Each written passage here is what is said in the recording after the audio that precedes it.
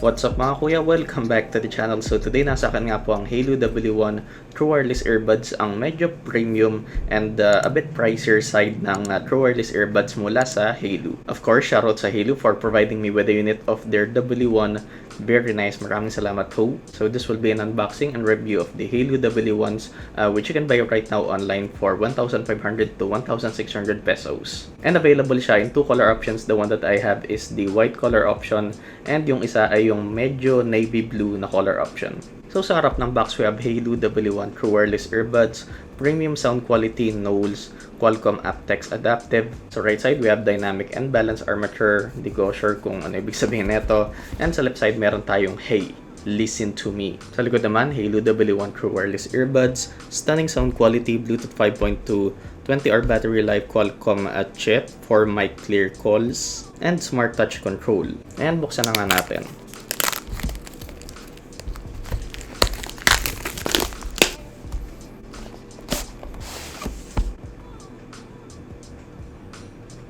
Tama ba?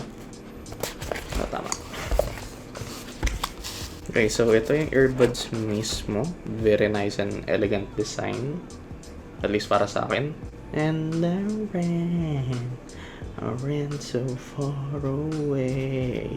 And ito yung charging case mismo. Parang kasing laki lang siya and the shape ng charging case ng Realme Buds Q2. Pero of course, this time we have USB Type-C, very nice.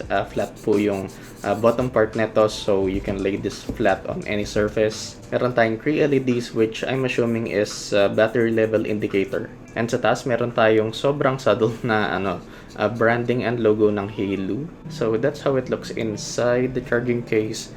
And pag ganito siya, yung earbuds mismo sa loob.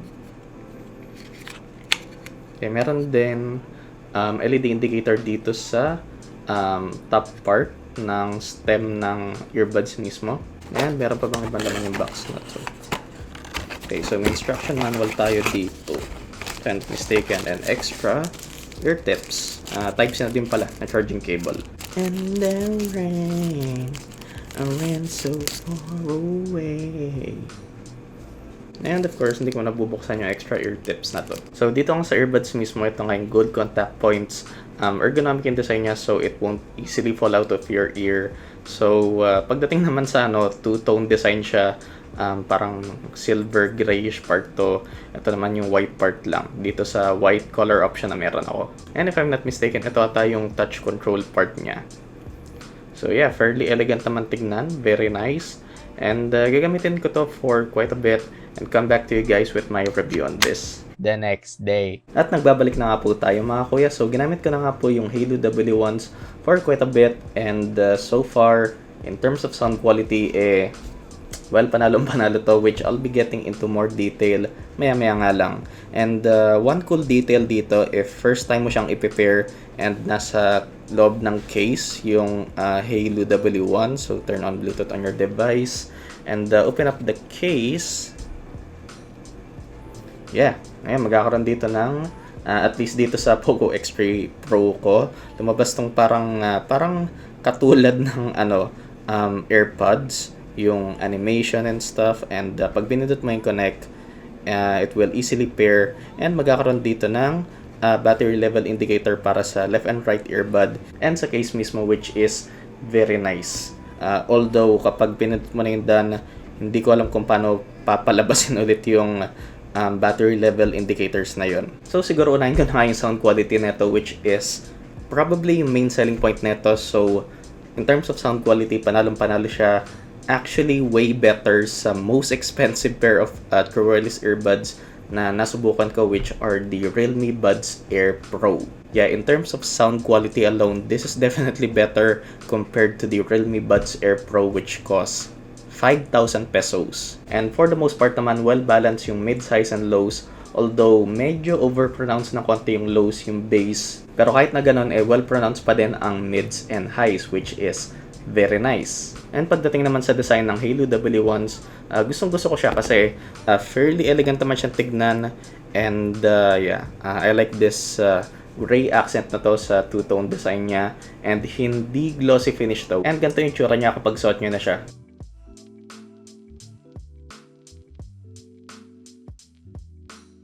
And ang maganda dito is meron siyang noise cancelling mic dito sa upper part, and dito sa lower part is yung main microphone neto. So pagdating naman for using this for phone calls, loud and clear from my end, and loud and clear din sa kausap ko. Although pagdating sa noise cancelling capabilities neto, of course hindi mo pa din ito mako-compare sa talagang mga high-end na true wireless earbuds na talagang 35 to even 50 decibels of sound yung nakaka-cancel out niya, which is insane. Pero of course, don't expect that for this price. And isa pang downside dito is wala siyang kahit anong game mode or low latency mode. So wala naman siyang problema pag nanonood ka lang ng videos.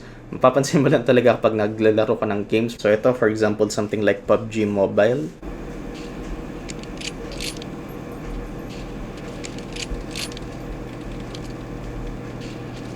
So at least when it comes to games, assume ko around 200 to 300 ang audio latency neto. And pagdating naman sa touch controls niya, you can single tap either earbuds to play or pause kung naman pinapakinggan or pinapanood nyo. Pwede mong i-double tap yung right earbud para pumunta sa next song, and double tap the left earbud to go to the previous song.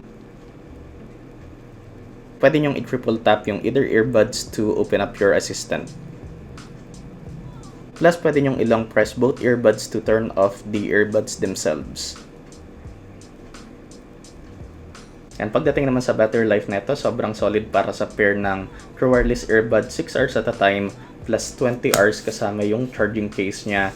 And one downside pagdating sa battery life neto is wala siyang mga quick charging capabilities. So, para sa earbuds mismo, they will charge from 0 to 100 in 2 hours sa loob ng charging case. And the 0 to 100 naman dito sa charging case, 3 hours naman para mag-charge siya. So, siguro yun lang masasabi ko na parang deal breaker pagdating dito sa Haylou W1s. Pagdating sa sound quality, panalong-panalo. Pero pagdating naman sa charging, battery life is solid. Pero pagdating nga sa charging, medyo matagal-tagal. So, yun lang. So, in terms of recommending the Haylou W1s, I can easily recommend this.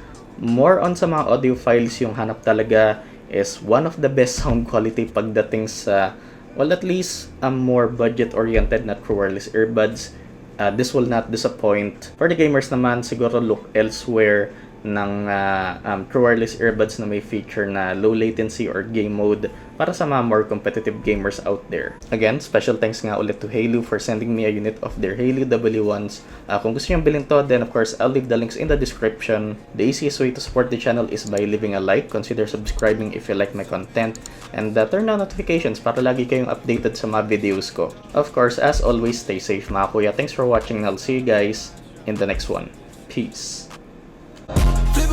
Now I'm serving a Tesla. Going back, shawty with me, I stepped up. GTA for the ops, ain't no less stuff.